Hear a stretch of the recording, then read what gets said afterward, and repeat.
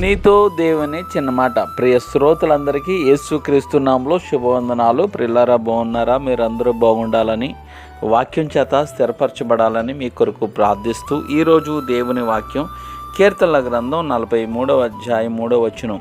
నీ వెలుగును నీ సత్యమును బయలుదేరజేయుము, అవి నాకు త్రోవ చూపును. అవి నీ పరిశుద్ధ పర్వతమునకును నీ నివాస స్థలములకును నన్ను తోడుకొని వచ్చును.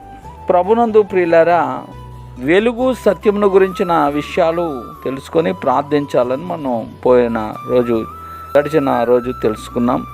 ఈరోజు దేవుని వెలుగును సత్యాన్ని మనం ఎక్కడ కనుగొనగలం అంటే ఆయన వాక్యములోనే. 119, 105లో నీ వాక్యము నా పాదములకు దీపమును నా త్రోవకు వెలుగునై ఉన్నది. కీర్తనల గ్రంథం. దేవుని వాక్యమే సత్యము, సత్యమందు వారిని ప్రతిష్ఠ చేయము, నీ వాక్యమే సత్యము అని రాయబడ్డది. యోహాను 17:17.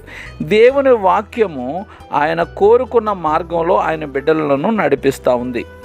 ఆ మార్గము అంతిమంగా ఆయన వద్దకు నడిపిస్తూ ఉంది. ఆ మార్గము వెలుగు సత్యమునై ఉన్నది. నీ పరిశుద్ధ పర్వతమునకును నీ నివాస స్థలములకును నన్ను తోడుకొని వచ్చును అంటాడు కీర్తనకారుడు. దేవుని మందిరం అనే గుడారమున్న స్థలం గురించి మాట్లాడుతున్నాడు. దేవుని చిత్తంలో మనమున్నప్పుడు మనం ఆయన ఇంటిలో నివసిస్తున్నట్లే కదా. కాబట్టి ఈ అంధకార సంబంధమైన విషయాలను పక్కన పెట్టి మనం వెలుగు సంబంధులుగాను సత్య సంబంధులుగాను నడిచి ప్రభుత్వ దీవెనాశీర్వాదాలు మెండుగా పొందుకోవాలని కోరుతూ may God bless you all. Amen. Hallelujah.